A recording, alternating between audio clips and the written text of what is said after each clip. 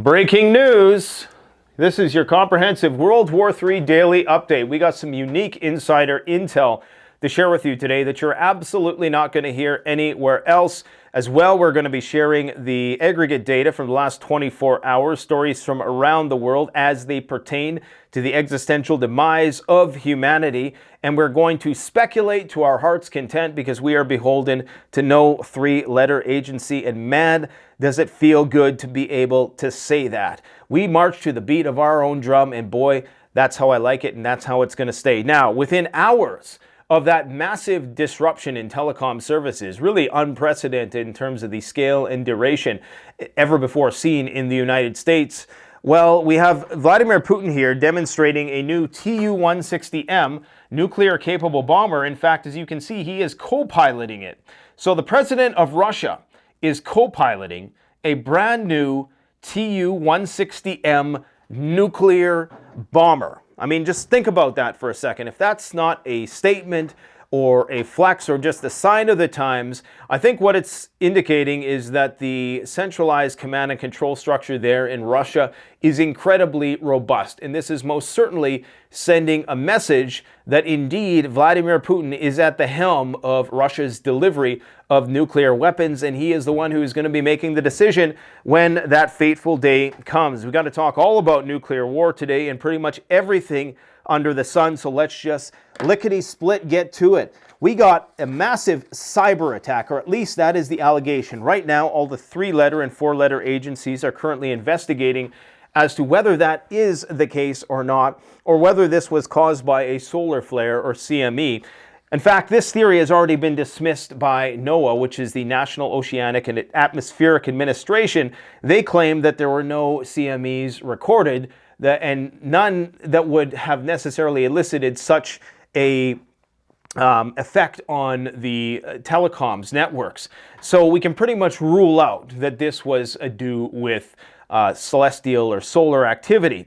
So what that means then is that this was either caused by some sort of glitch, some sort of malfunction, some sort of interconnect between the major telecoms providers, or it was a cyber attack. Now, they're only going to admit that it was a cyber attack if it is instrumental towards their globalist geopolitical goals. We all know that typically, if that's the case, if that's what the narrative that they're going to go with, they're going to inject that seed into the minds of the masses right away. Now, we've all been primed with the movies, especially the one more recently, Leave the World Behind. That's the one that's fresh in people's minds. So indeed, eventually that card is going to get played, but for some reason they're downplaying this. In fact, they paraded out these experts right after it happened. Like out of nowhere, these people who are suddenly experts on solar flares and how it interferes with cell service were coming out and giving these 4 or 5 minute interviews about how they're 99% certain that this was caused by a solar flare, when even NOAA was saying this is very unlikely to be the case. So they were trying to detract and deflect away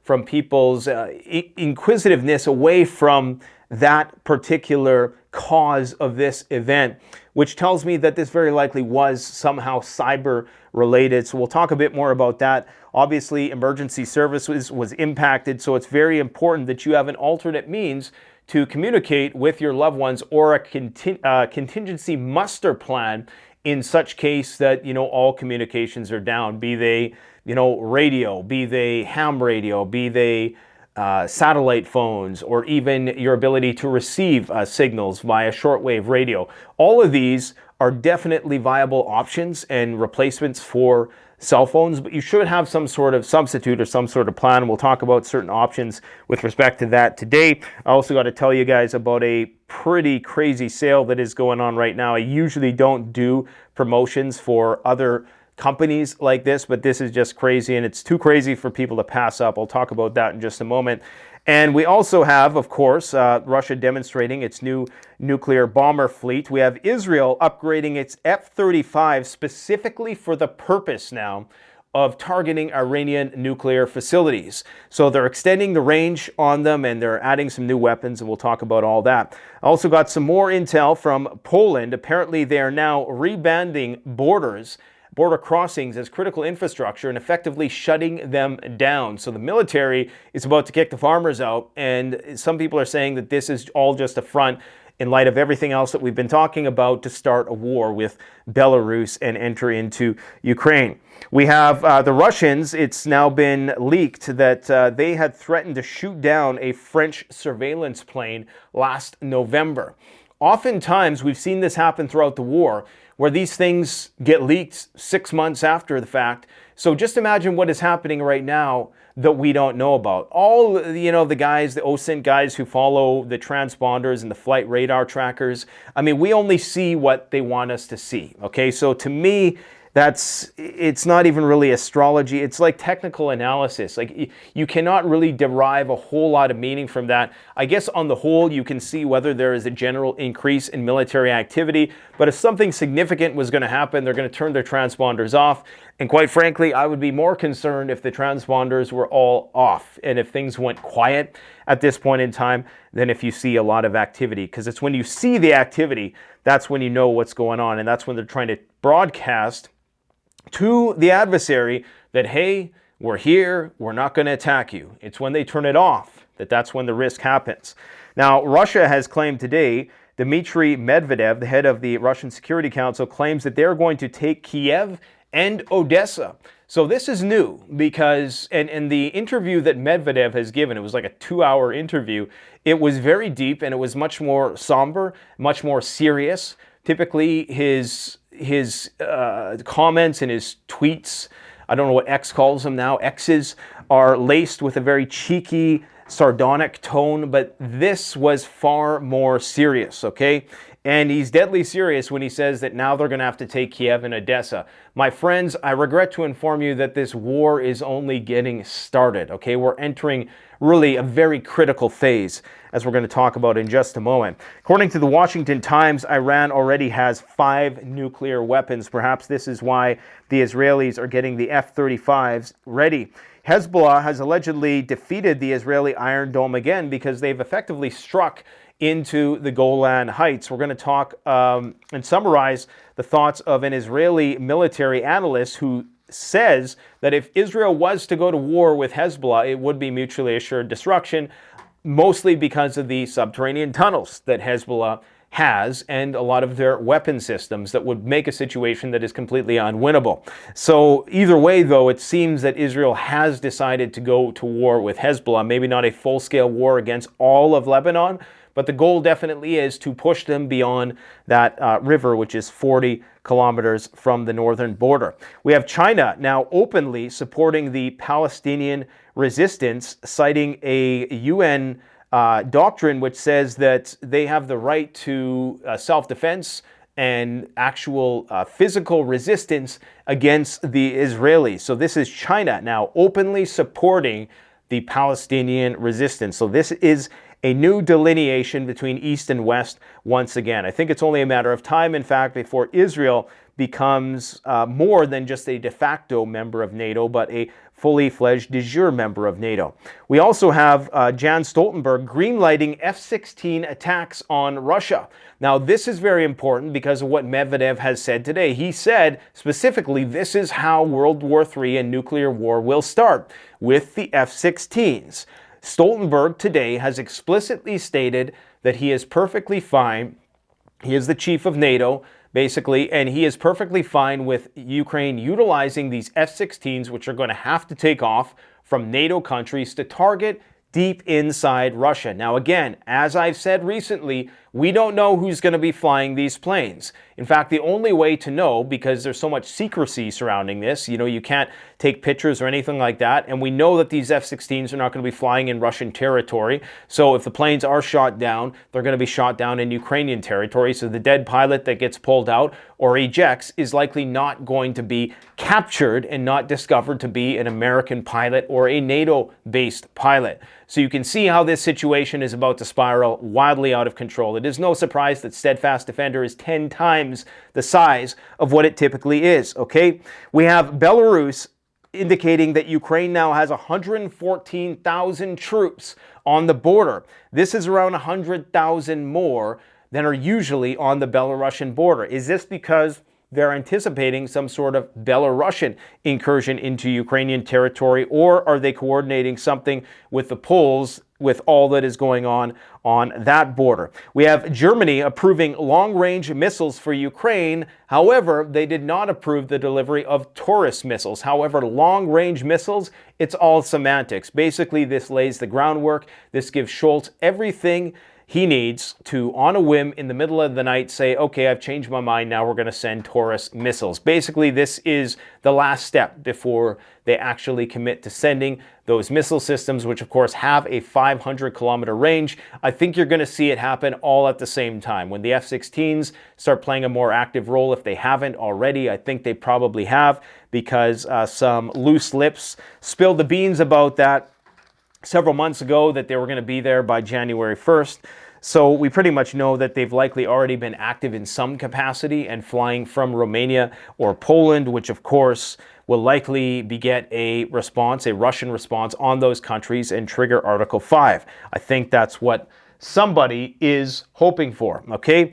We have Taiwan chip manufacturing basically carrying the entire U.S. stock market right now. 27% of the S&P 500 gains of 2024 are solely the result of NVIDIA, which is primarily based out of Taiwan. It's no surprise that my sources are telling me that military shipments into Taiwan are arriving on a daily basis. They're getting ready to fight a war with China. They're going to try to defend those chip manufacturing facilities as much as they can. And as much as a lot of people say that these chip manufacturing facilities, that China has ones that might rival them, while that might be the case, as far as we know, the scale of nanoscale computing and what do they call it, lithography, that the Taiwanese are capable of doing far exceeds, what any other country has by a point few nanometers, which is significant when it comes to making the best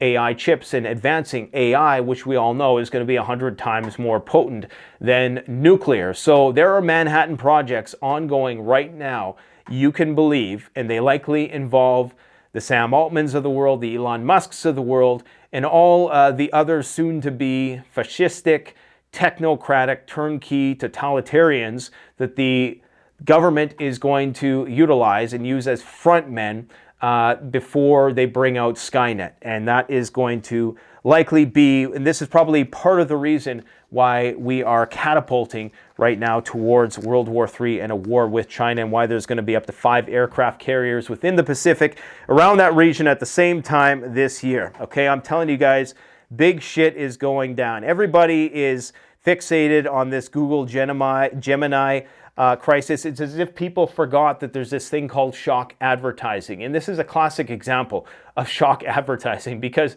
not only are the images that we're seeing of like the black Elon Musk and all this stuff hilarious, I mean, some people are getting triggered by this, which is just stupid. I mean, nobody is advantaged or disadvantaged by this in any possible way. If anything, this is a way for Google to drum up controversy, to get Gemini implanted in the minds of people. It's free, cheap advertising, and boy, did they do it effectively, and everybody fell for it. We have border closures in Kaliningrad, and get a load of this, all those fires that were burning in Canada last year, a lot of them burned over winter because there effectively was no winter in a lot of places. So they're all still smoldering under the surface. We're going to show you a heat map, which means, I mean, this is something that's never happened before. I mean, yes, there are those dormant fires that can sometimes smolder under the surface, but not on this scale.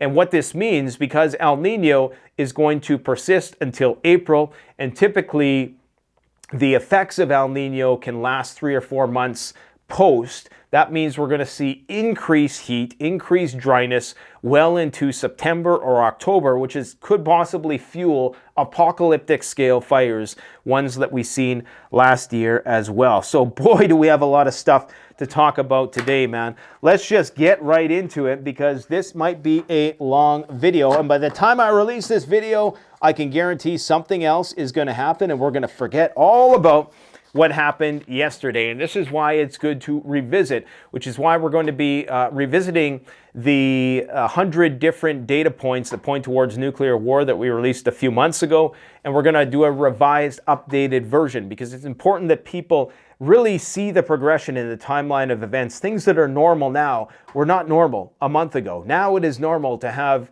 it's going to be normal to have periodic cell phone, power grid, banking system shutdowns.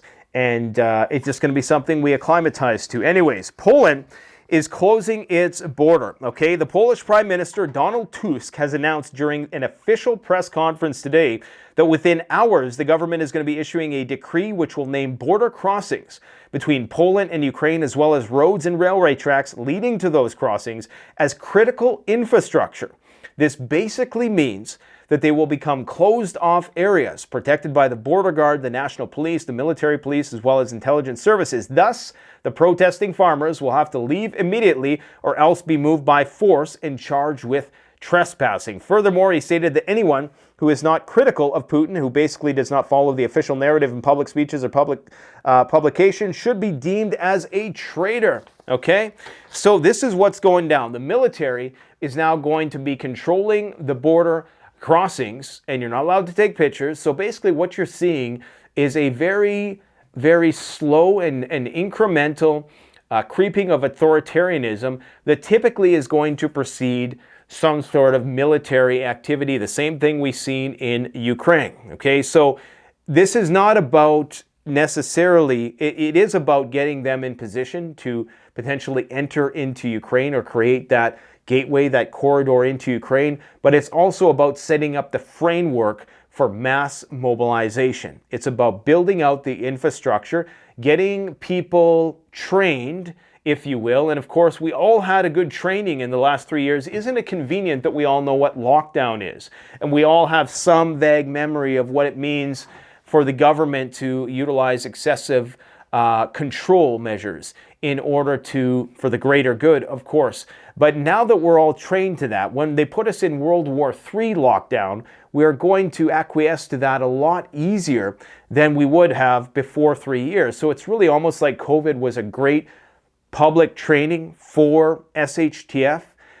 It kind of got us used to following really silly orders that really made no sense at the time. And if you don't think people will fall for it again, you're wrong. Okay, people are incredibly impressionable, and when the media all starts blaring out the same scripted narrative at the same time, people are going to follow it like the zombies they are. Let's face it. So right now, we have a situation where there's this blackout on the border with Belarus and Poland and Ukraine. And anything can go right now in the Suwalki corridor, where today Lithuania has imposed some more restrictions on Russians to travel in and out of Kaliningrad, which is a strategic exclave of Russia, where some people think they already have nuclear weapons. Okay, so this is very concerning because this is exactly what you would see if they were going to do a real-world military maneuver. And as I've said, they have a massive contingent of NATO forces there under the guise of an exercise. At any moment now, shit could hit the fan.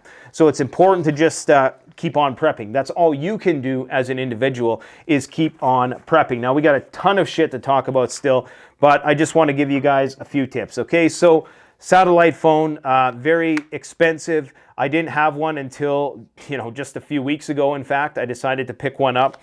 And I know that in light of Russian space nukes and anti-satellite technology and even cyber attacks to a degree, this might not suffice, but it's good to have some redundancy, okay?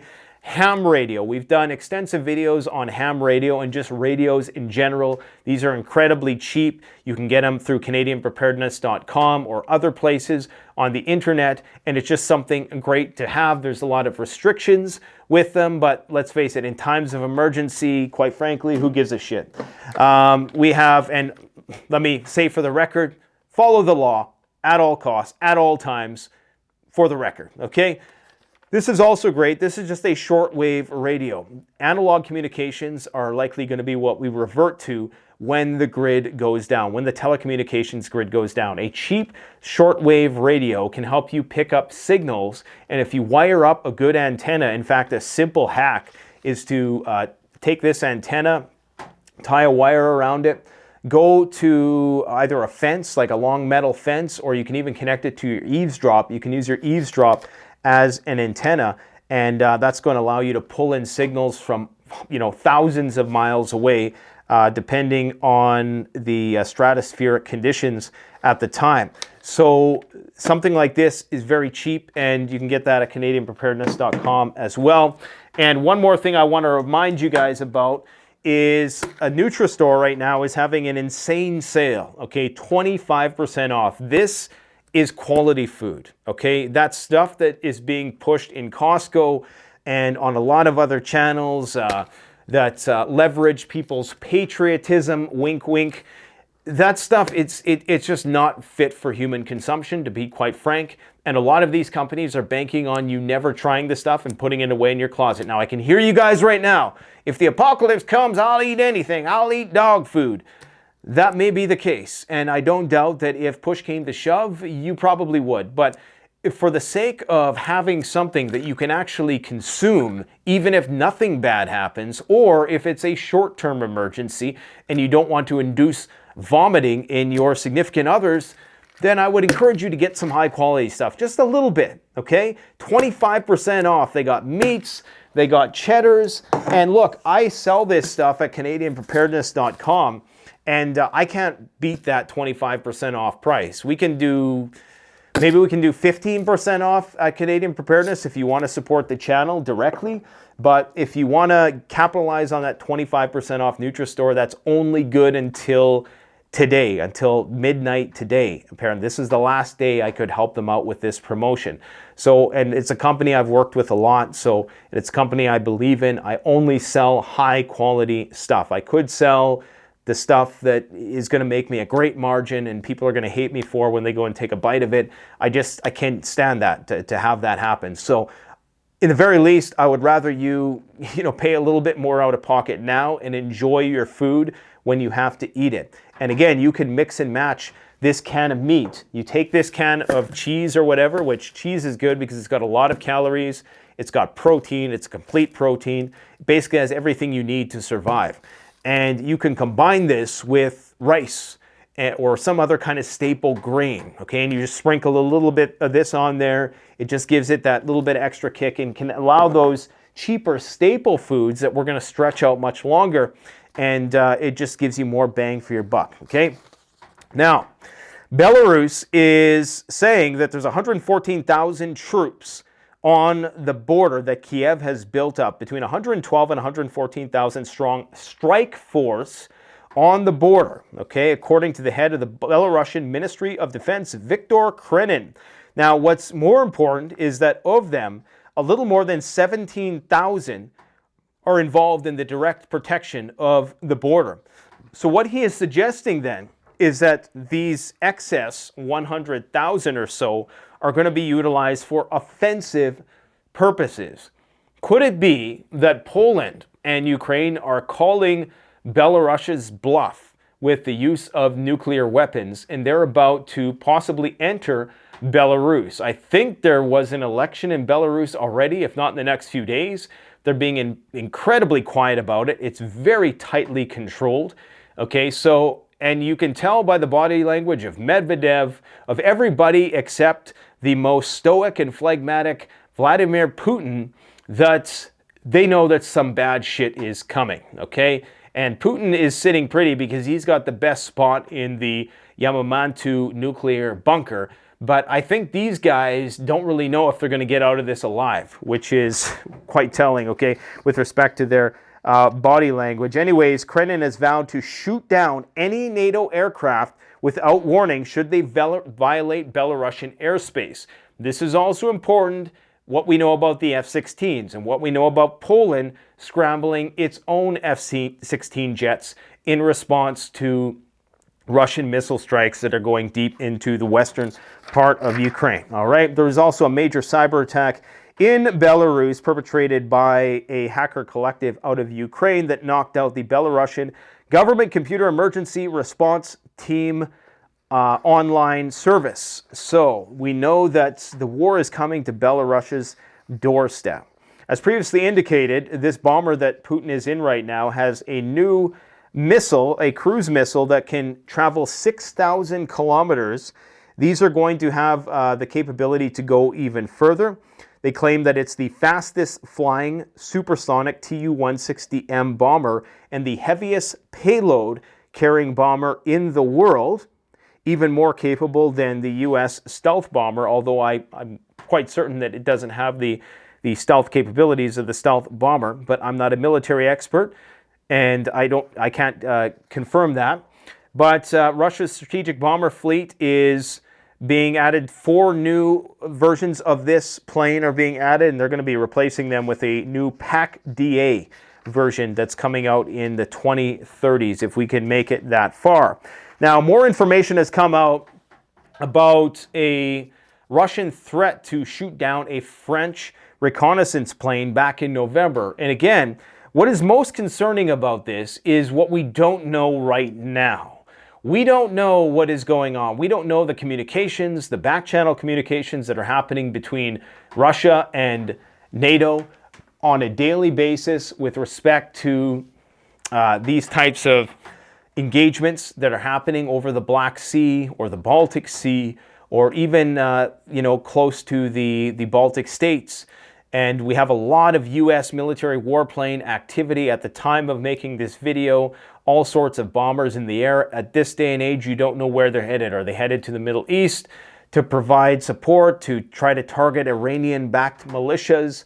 Or are they, in fact, being put up in the air in response to some sort of Russian threat? We got a lot of activity in and around the Baltic states, up in the Scandinavian regions, some movement of U.S. bomber forces into Sweden today and throughout the Baltics and just everywhere, okay? So things are escalating day after day after day. The only thing keeping a smile on everybody's face is the eccentric guy in the leather jacket who is making chips in an island which is right off the coast of one of our primary adversaries. Of course, I'm talking about NVIDIA, TSMC, and Taiwan and China.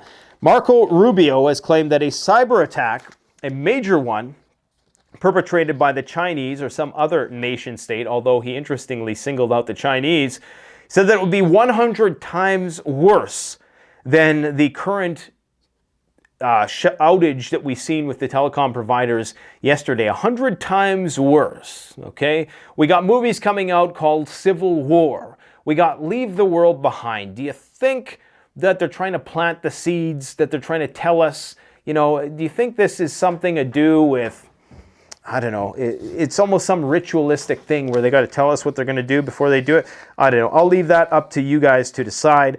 But basically, the gist of what has happened here is that many people, and I don't have to tell you guys in the States because this didn't happen here. However, this did happen here and has happened in Canada, I think more than it's happened in the United States.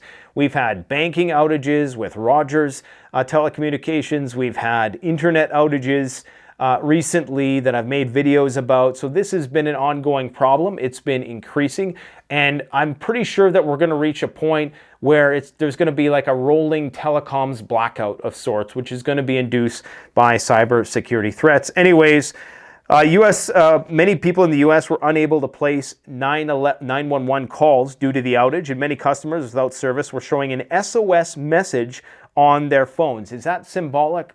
I don't know. I mean, I guess this is the typical alert message that comes up when this happens. The SOS message means the device is searching for coverage, but customers should still be able to make emergency calls. However, many were not.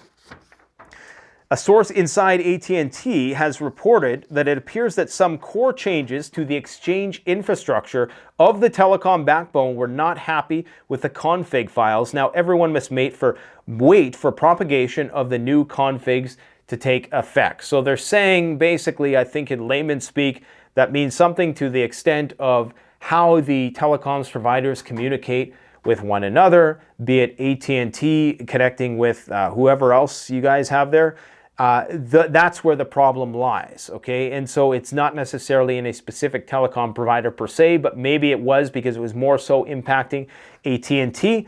So I guess time will tell. Either way, the FBI, the DHS, and CISA, which I think stands for Cybersecurity Intelligence Security Agency or something to that effect, they're all investigating the cause of this. Now, I don't think they would openly say that they were investigating the cause of it if they didn't suspect that there was indeed something going on there. What concerns me is all of the talking heads who came out immediately and apparently had the answers for this before we even really knew anything about it.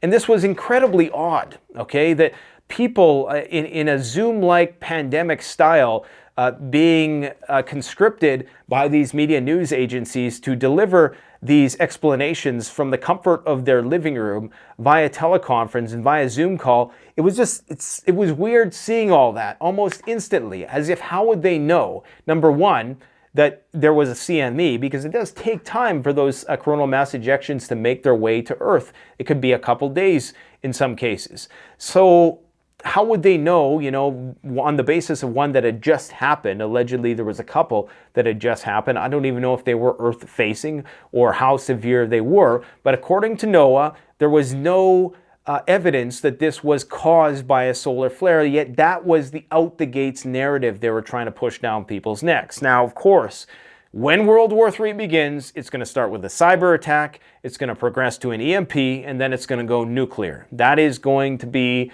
the protocol: cyber, EMP, nuclear, and probably a lot of asymmetrical stuff in between, okay? So that is what we can affect. They're saying that whether preventative measures will be implemented to avoid similar future occurrences is unclear. So if they can milk this for some further centralization of power, you can bet your ass they most certainly will. Never let a good crisis go to waste. I think at the time of making this video and releasing this video, all should be well, hopefully.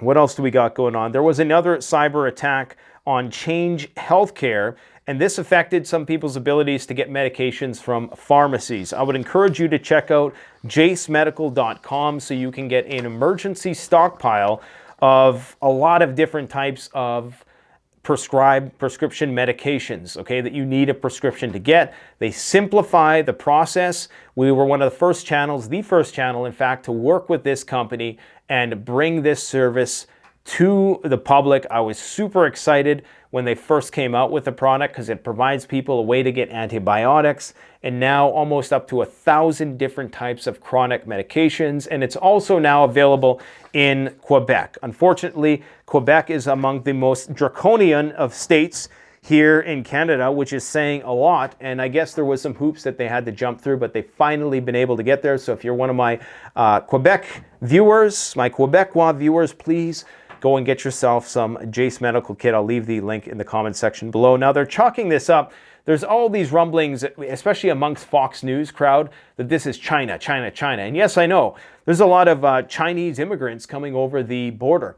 A very irregular amount, we should say.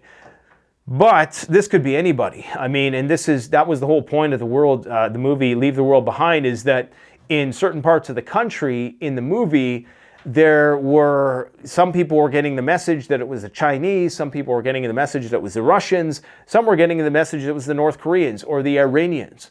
So you're never really going to be able to pinpoint the origin of a cyber attack with pinpoint precision. As far as I know, you can determine on the basis of the scale and scope and sophistication of the attack, whether it was a nation state or some kid in his mom's basement. But just keep that in mind, that is, you know, if we're talking about something 100 times worse. Could you imagine if cell phones went down indefinitely and maybe internet went down as well? Because we could still foreseeably have a situation where we had internet and we didn't have cell phones. But that would be, you know, it would be weird because a lot of the banking systems run on, as we've seen here in Canada, we've had shutdowns of the banks and the ATMs as a result of the cell providers going down, which of course provide the backbone of the connectivity of the banking system. So this is why you should always carry a little bit of cash. Cash is still going to be king for the first phase of the proverbial apocalypse. And then gradually, things are going to progress. If things get really, really bad and people start to not value cash that much, it's likely going to first go to some sort of barter system. I used to think the trajectory was going to be a reversion through the phases of economic evolution. So, you know, things started out back in human history with bartering. That's the first form of trade, okay? Then it went to the exchange of rare metals and rare things, and it got more refined to precious metals, and those precious metals got beaten into coins, okay? And then on the basis of that, we created IOUs, also called money. Fiat currencies came about from that. First you had the greenbacks, which were a one-to-one exchange for the amount of gold in the bank. Then we started fractional reserve banking, so we started printed fiat currency. Then we started just putting it all as digits on a screen, and now we're entering the realm of cryptocurrency. So typically you would think that you would go back through that evolution the worse things got after the apocalypse. But I think what's going to happen is what's going to be most important is barterables, because people are not, if somebody needs gas or they need food, having a gold coin is not going to do them much good at that period of time. Now, in the rebuilding phase, precious metals will serve a vital role, okay? They still will be one of the few things that carry value. And if the economic paradigm just collapses, then yes, gold in particular, I know a lot of people are banking on silver. Silver may get a return, but I think silver is only getting a return, and I might piss off some of the stackers out there in saying this. I think silver is only going to get a return if things get really, really bad, and we need a means of exchange of value on a small scale. I think like gold will always have value. Silver will always be a valued commodity because of its utility in electronics and things of that nature. But as a means of exchange and currency, I don't know. I think things got to get really bad. But anyways, let's carry on because we've got a lot of other news to talk about. According to Jan Stoltenberg, and this is serious, this is deadly serious, Ukraine has the right to strike deep into Russian Federation with F-16 fighters supplied by the West. I mean, this is major, okay? This is basically saying that this F-16 fighter jet that's nuclear capable now has every right to utilize Ukrainian airspace and target deep inside Russia. Now, you guys know where I stand on this. It is a war, even though it's not referred to as one. Ukraine knows that the Russians aren't treating this as a fully fledged war, that the Russians haven't in fact declared war. They're still referring to it as a special military operation. Now, we all understand how propaganda works. It's a war. It's a very high intensity, bloody, gruesome conflict, okay?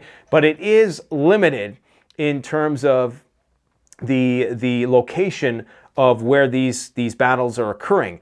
Now, if Ukraine does start to target Russia with F-16s, that's when Russia could potentially become far more aggressive, not only target those F-16s in Poland and Romania, but also get more heavy-handed in their destruction and bombardments inside Ukraine, leading to more collateral damage. And unfortunately, by that time, most people in the West will have had enough and be desensitized, and they're not going to hear the cries and screams of the Ukrainian civilian population because they've kind of used that virtue signaling credit card up, unfortunately. It's just a reality.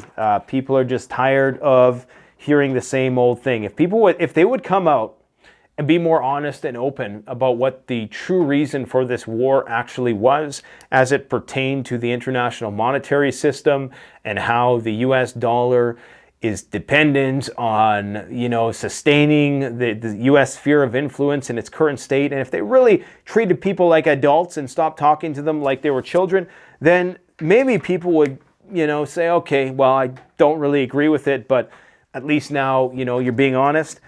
Anyways, German lawmakers are back they're going to start sending long-range weapons to Ukraine. Okay, now they're not specifying what a longer-range weapon is.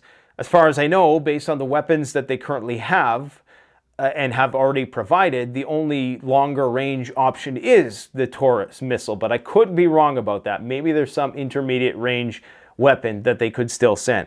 Either way, basically, now this is law, so they can now, Scholz has a green light. If he wants to, in the middle of the night, say, hey, we got to send these Taurus missiles with a 500-kilometer range that would allow Kiev to target deep into Moscow with heavy ordnance with pinpoint precision, supposedly. I don't know how tested these things are. Apparently, they've been talked up quite a bit. Then, of course, that is going to likely be just another red line, because right now, if you would have asked me 2 years ago, okay, if Taurus German missiles, even if German bullets were killing Russian soldiers, I would have said, shit, you know, there's a good chance that Russia's going to drop a nuke or target. But now, I mean, they could be dropping bombs on Putin's house, and you just never know when the Russians are going to break, because they've been so incredibly stoic about all this whole thing, and just their military strategy in general. It's like Putin knows what the end strategy is, and he's not going to let any tactical defeats derail that plan, whatever that plan might be. And that takes a lot of resolve and a lot of restraint. And it's something that I think we are way too reactionary here in the West. Like, we see, you know, big fire and smoke and we start to freak out, and it's like this big flashbulb event. But in Russia, you know, every day that goes by, another factory gets blown up, like what happened today. We got some footage of, you know, another factory blowing up here today. This one was a very large warehouse that had food and all other sorts of supplies. And every day this is happening. These massive eyesores, these big Pyrrhic tactical victories for the Ukrainians. And, you know, they don't say anything about it. They just basically suck it up, and they continue focused on the goal. They don't get derailed in their plans. So I can't say the same about us here in the West. So we know that eventually the Taurus, and now we're well on our way to seeing that become a reality. There are no more barriers in the way of doing that. Now, here's what Medvedev has to say right behind me here. This is what he has to say about the delivery of F-16s. And typically, again, he can be quite facetious and he cracks a lot of jokes. His presentation, and interestingly, how far he is situated. He gets a smaller table than Putin, but I notice he's still far removed from a lot of the press. This was a much more somber delivery than I've seen him in the past. A much more serious tone that he had with things, signaling that this is indeed a serious thing, that we're not playing games anymore. And here's some of the things that he said, okay? Supplying Ukraine with F-16 fighter jets poses a risk of triggering a nuclear conflict, former Russian President Dmitry Medvedev has warned.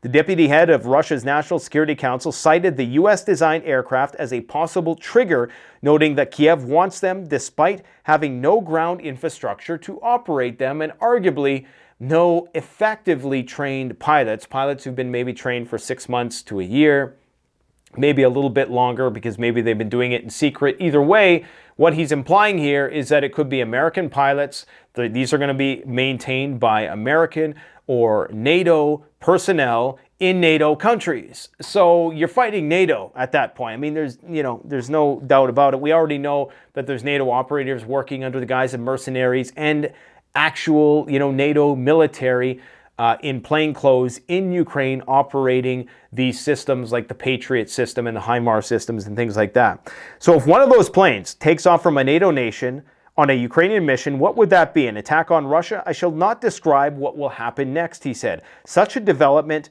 may not even be sanctioned by the NATO leadership and the US. So basically what he's saying is that they could do this independently, okay? They could just decide to do this on a whim, and that, of course, would bring NATO into conflict. So the more tools you give Ukraine that give them this leverage, this distance in targeting, the greater the likelihood that Ukraine could potentially get NATO into a fight, could start a fight between NATO and Russia. Just like we seen in the late 2022 when the Ukrainians claimed that Russia shot a missile into Poland and killed a couple of civilians, and it turned out it was a Ukrainian S-300 wayward missile, that sort of thing. Russian officials previously warned that delivering F-16s to Ukraine would be highly problematic, considering that the jets can deploy nuclear gravity bombs. Basically bombs that, can't travel, they just drop, and they utilize gravity to get to their destination. Medvedev said that Russia's standoff with the U.S. and its allies was not at a stage that would force people to hide in a nuclear shelter yet. However, he described it as worse than the 1962 Cuban Missile Crisis. Well, we've been saying that for some time. This is absolutely worse than the nuclear. This is worse than the entirety of the Cold War, because we're literally in a war with the Russians throughout the entirety of the Cold War. There was no actual hot war. Yeah, there was Afghanistan and Vietnam and these other proxy conflicts, but never as close to Russia's border, never with bombs inside of Russia on a daily basis, okay? According to Medvedev, Russia is going to capture Kiev for two reasons. One, he claims it is a Russian city. Two, he claims that it currently remains under the control of US-led forces that are hostile to Russia. So remember, these are his words, not mine. So he is saying that they're going to effectively try to target Kiev ultimately, that is the end goal of all of this. He is saying there's no need to run now. But sad as it may sound, this scenario, this nuclear scenario is real. We must do everything to prevent it from taking place. But this is the very clock that is ticking in a certain direction and is now accelerated very much. Now it's all the Russians who are saying they will never do this. They are wrong, he says.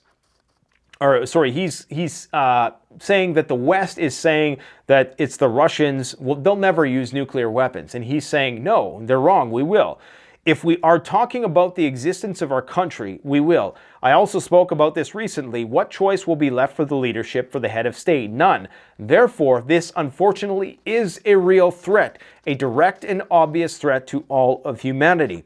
We must do everything to prevent this from happening. Unfortunately, all full-fledged instruments of control and nuclear deterrence have now been destroyed. So all the treaties are basically now null and void, and nothing stands in the way from nuclear testing, from the rearmament of Europe to the deployment of missile defense systems throughout Europe, and short-range, intermediate-range missiles, and nuclear missiles, and the utilization of nuclear weapons and the proliferation of them as well. Okay, so the Americans are going to unleash this volley of sanctions on Russia tomorrow.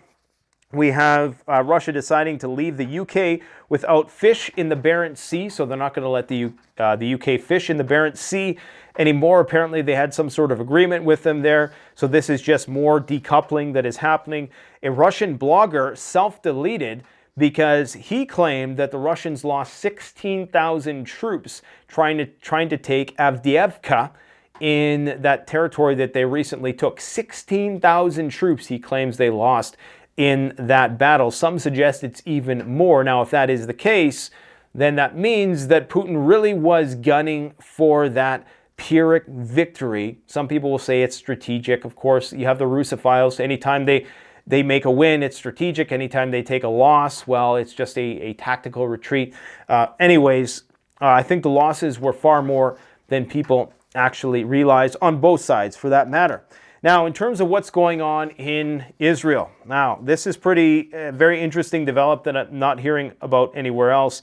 The Israeli Air Force has been preparing its F-35s for possible attacks on Ukrainian nuclear sites. Now, as we've talked about in our two recent interviews with the Cassandra complex, Cassandra, the cybersecurity expert who goes by that handle, basically, this guy did PhD work in subterranean warfare. And the extent of the underground fortifications in Iran, as I've shown you guys yesterday, and as they're discovering in Lebanon, make any sort of attempt like this almost futile. Like, it is going to fail, regardless of how they upgrade these F-35s, regardless if they can defeat, even if they can put the bomb that they want to put right on target, even a nuclear one. I don't think they're going to be able to get the job done that they want, and all they're going to do is, just create more chaos in the region and likely bring about their own destruction, because you're going to have so many people who have dual citizenship everywhere else. They're just going to flee the country like many of them did at the beginning of the war, and Israel just doesn't have a large population to sustain a war with a country with 80 million people, much less Iraq, Syria, Lebanon, and the few million Gazans and Palestinians in their own country. It's just, even if you were to utilize the scary Samson option and send your bestest Krav Maga super elitist super soldiers in, you're going to get destroyed. It's just, you'll be destroyed with conventional weapons. I mean, one strike on their nuclear facility there and that's it. Okay, so asymmetrical warfare basically nullifies the prospect of any any sort of Israeli victory, which is why this is so insane, this strategy that they're trying to roll out. It's like they know that the end is coming. Maybe that's the whole point of this. It's just this millenarian idea that we're going to bring about the Messiah or something. Who knows what's going on here? Anyways, the changes made by the IAF to its F-35s was behind the decision to perform heavy maintenance in Israel rather than send the stealth aircraft to a European maintenance center. So that's quite telling, because that means that they're trying to get this done quick. So they want to be able to perform heavy maintenance in Israel and not have to send it all the way back to Europe. So they know this is going to be a high intensity, demanding actual operation when it begins. The changes being made have the intention of making the stealth aircraft more capable should Israel decide to attack sites in Iran. Sources in Israel were only ready to say that the F-35 operated by the Israeli Air Force would carry more fuel in special tanks in the non-stealth phase of the flight, noting that the added fuel was a must, even with aerial refueling capabilities, because, of course, Iran is a massive country. Special test aircraft have recently been armed with an Israeli-made precision-guided munition weighing 1,000 kilograms. The bomb is designed to fit in the weapons bay of an F-35 and has been described as a weapon with super-duper penetration. So they're going to try to go balls deep. Unfortunately, I don't think they're going to get past first base, to be brutally honest, because we don't know what sort of missile defense systems. The F-35 has never been tested against an S-400 or an S-300 or much less an S-500 system. So we simply don't know. Not that the Iranians have that. However, if the Iranians are giving up their missiles to the Russians and they're sending drones and 400 missiles, if the Iranians know that this war is coming and they're giving all of these weapons to Russia, don't you think that the Russians must have given them something fairly important in return? And I'm not just talking about the Su-35 planes. Yes, we know they're getting that. I'm talking about nuclear weapons. I'm talking about nuclear protections under the nuclear umbrella. We already seen China turn on Israel today, okay, explicitly. They're saying that codified in the UN Charter, the Gazans and the Palestinians have the right to armed resistance against the Israelis. So China is now clearly and unequivocally on the side of the Palestinians, which means they're on the side of the Iranians, which is not surprising. That's where they get a lot of their oil from. So it's not a great stretch of the imagination to think that now that they have this strategic partnership with China and Russia, and who knows what sort of back channel deals are going on with North Korea, that they obviously could have nuclear weapons whenever they wanted to. I mean, at this point, either they're going to get there themselves because they have the science and the know-how and all the capabilities to do it, or they're going to be given this by the Russians, or they're going to be given their own security guarantees by the Russians. Now, Israeli security expert Yossi Melman warns of mutually assured destruction if the Samson option is utilized in a potential war with Hezbollah, which of course is heating up on the border right now. Both Israel and Hezbollah possess weapons capable of devastating each other's cities and infrastructure. Emphasis on infrastructure. The nuclear plant in Dimona will be a primary target, okay? Now, Hezbollah has shown a lot of restraint in all this, and they probably know that it's a red line, so it's not going to happen right away. But you can bet that if nukes are used in some capacity, especially in Lebanon, the first thing they're going to go for the jugular, they're going to go for the nuclear plant. And when that happens, I mean, at least with Chernobyl, you had a big country that the radiation could, be absorbed by. and in Israel, you don't have those kind of options, okay? Hezbollah's extensive tunnel network poses a significant challenge for Israel's military operations. So it's not like a situation where they completely surround the place, sandwiched between land and sea, like the Gaza Strip, and they have all the support of the Americans, and they can just be shooting fish in a barrel all day. It's not going to be like that with Hezbollah. It's going to be much harder when you have Syria on one side, and you have the Iraqi-backed militias, you have the Houthis constantly lobbing missiles. Israel is not going to be able to win that conflict, okay? Tal Bieri from the Alma Research and Education Center discusses Hezbollah's tunnel infrastructure and the alarm about the threat. It is alarmed about the threat that it poses. So these guys have no idea. I'm sure they do have an idea of what they're getting into. And don't forget that big intelligence grab that happened on October 7th, where now the IRGC-backed militias and Hezbollah and Hamas, they now have access to a lot of the Israeli strategic facilities. They were able to acquire very classified information about Israel's strategic plan. So this is part of the reason why I think they haven't went there yet. Anyways, the U.S. is complaining, of course, about these Iranian weapons that are being shipped to Russia, which is just dumb. I mean, you're sending weapons to Ukraine. I mean, these double standards are so silly at this point in time. I mean, who really falls for this? They're going to go to the UN now that they completely deny and reject anytime it comes to the Gaza situation. But now they're going to go crying to the UN about this. It's just stupid. I was going to swear there, but I didn't. We're going to try to keep this one clean. Hezbollah has been targeting the Golan Heights, and as I previously indicated, Ma Zingmin, China's foreign minister, legal advisor, speaking on behalf of China, says that the ICJ today, the International Court of Justice, that Israel is a colonizer and that the Palestinians have a right to resistance under international law.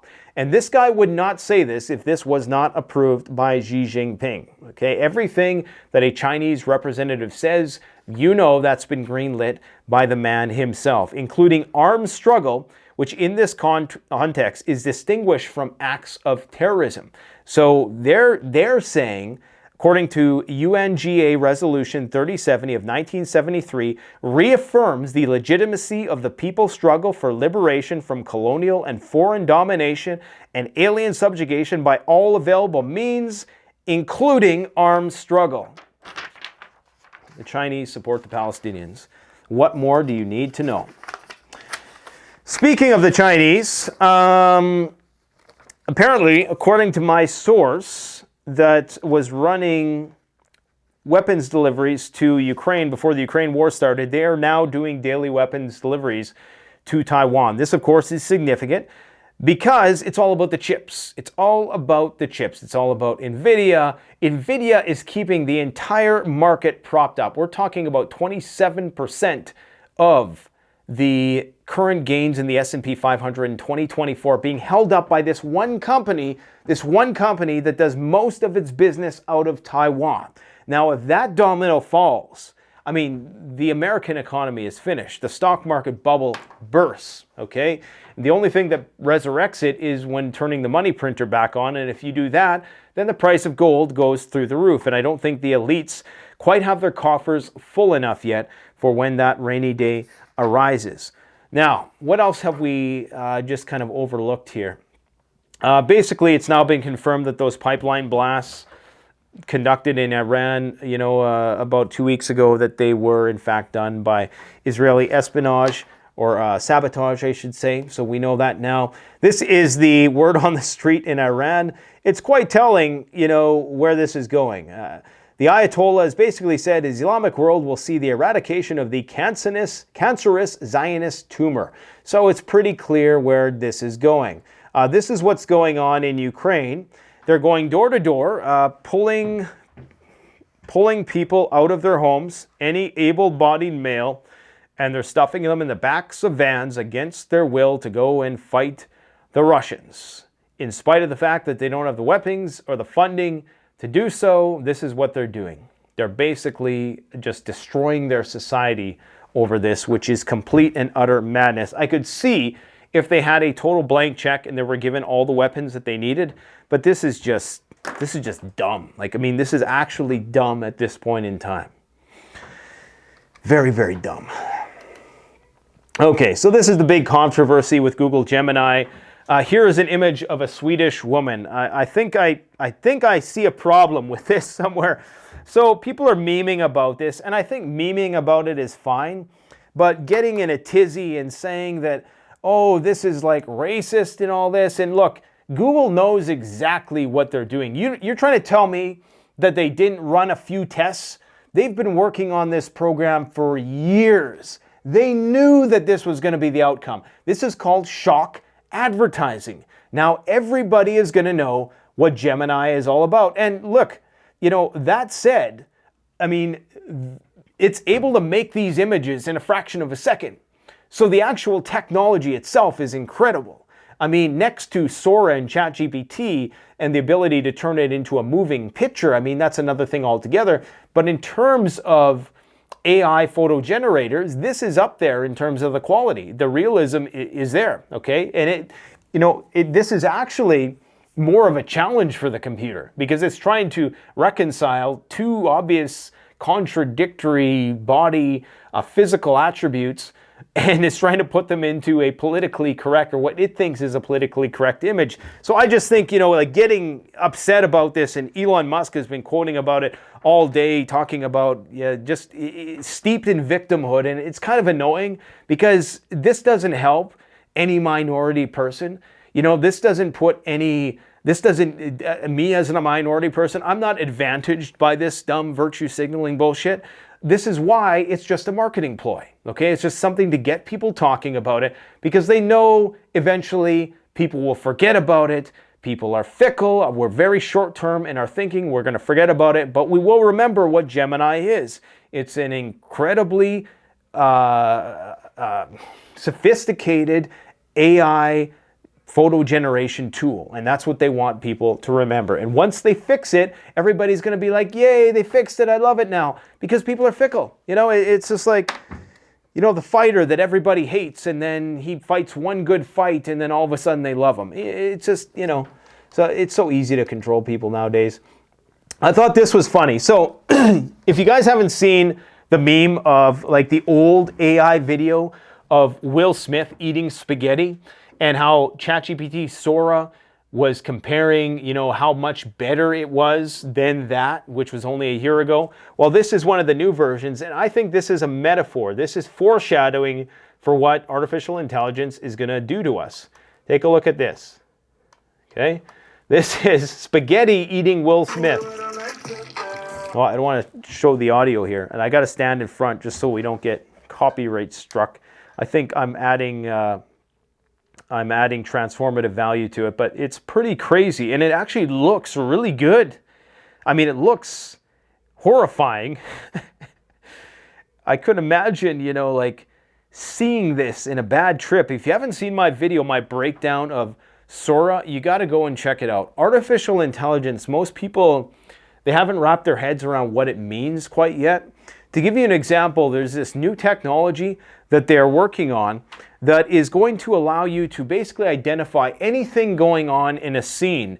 And they're going to plug this technology in, very similar to how Teslas are able to see with the car sensors. But it's going to be incredibly accurate, and it's going to work across a network. So let's say you have a network of surveillance cameras. It's going to be able to stitch all the data from those surveillance cameras, and if it sees you walking here, it's going to know when you're going to come out the other side. It's going to have predictive powers, capabilities. It's going to be able to effectively gauge whether or not you're going to engage in aggressive behavior. You name it, they're going to take all of these sensors and they're going to have an intelligent algorithm which is going to give them minority report level predictive power, okay? And that's not too far away. This is what Apple, when you put on those Apple, what are they called? I don't even know what, the virtual reality glasses. When you put that on, this is what it's seeing in your home, okay? Remember the movie Batman? Was it Batman 2, the one where they utilized the Wi-Fi, kind of like sonar to, they hack into everybody's Wi-Fi and they use it like sonar to try to figure out, where things are and where somebody is in a certain building and to map out the 3D image of a certain building. Well, that's what this basically is.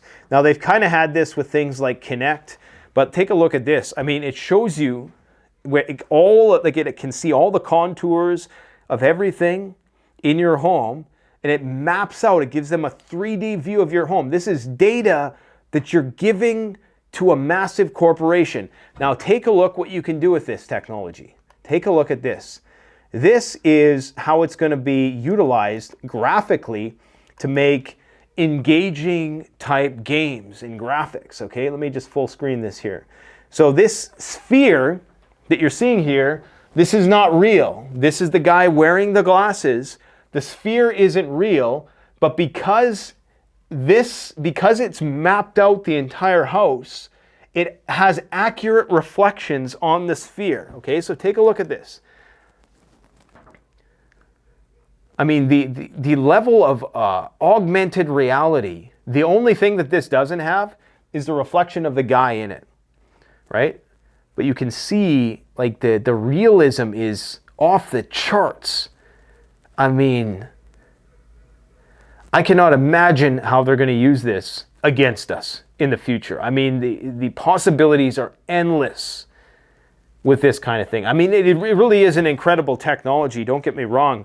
I'm not a technophobe, but it's scary to know that we've not, unfortunately, evolved morally and ethically and psychologically and emotionally to be able to handle this technology. What is that old expression that I say all the time? We have medieval institutions, a primitive psychology, and godlike technology. That's a deadly triad to have. This is a mosquito swarm in Argentina. You know, if you get the heebie-jeebies looking at bugs, do not search for mosquito swarms in Argentina, because it is absolutely insane. Because of the erratic weather patterns they are seeing there, they are just, you know, like you can hear the mosquitoes bumping off the car. It is absolutely sickening. And of course, mosquitoes are a vector for disease. So don't be surprised that conflict, climate, contagion, and all the other 7 C's are going to flare up as a result of these wild climate swings that we're currently seeing. These are going to be the knock-on effects of that. What else do we got here? Yes, Putin says that 95% of the nuclear forces have reached such and such, and this is rare. I've never seen this before. I know that there have been fires that have smoldered in the past. As you can see, though, there are actual fires. Like, look at the amount of fires still burning. There's few that are actually out of control. Some are under control. They're under control right now. But when the spring comes and when there hasn't been a lot of moisture on the ground, these fires are all going to flare up.